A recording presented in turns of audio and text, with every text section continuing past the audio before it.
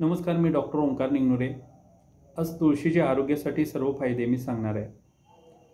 तुळशीचे दोन प्रकार साधारणतः आढळतात। एक म्हणजे कृष्ण तुळस व दुसरी श्वेत तुळस। श्वेत तुळस सर्व आध्यात्मिक कार्यामध्ये पूजा विधीमध्ये वापरले जातात। ती विठ्ठल व श्रीकृष्णाला प्रिय आहे। कृष्ण तुळस सर्व आरोग्यदायी मेडिसिनमध्ये वापरले जाते।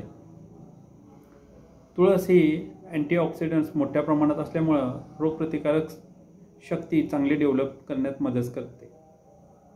तुळस ही अँटी कॅन्सरस सुद्धा आहे, त्यामुळे सर्व कॅन्सर रुग्णांनी नियमितपणे तुळशीचा अर्क किंवा तुळशीचे चूर्ण दिवसातून 2 वेळा घेतले पाहिजे। तुळस ही अँटीव्हायरल तसेच अँटीबॅक्टेरियल सुद्धा आहे, त्यामुळे डेंग्यू, मलेरिया, टायफॉइड, चिकनगुनिया जेथे ताप जास्त असतो, कमी होत नाही, अशामध्ये सगळीकडे आपण तुळस वापरू शकतो।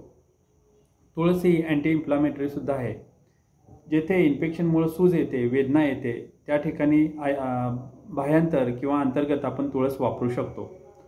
तुळशीमुळे बॅड कोलेस्ट्रॉल म्हणजेच LDL हे घटण्यास मदत होते, त्यामुळे हृदयरोग्यांनी सुद्धा तुळशीचं प्रमाण हे आहारात ठेवावं।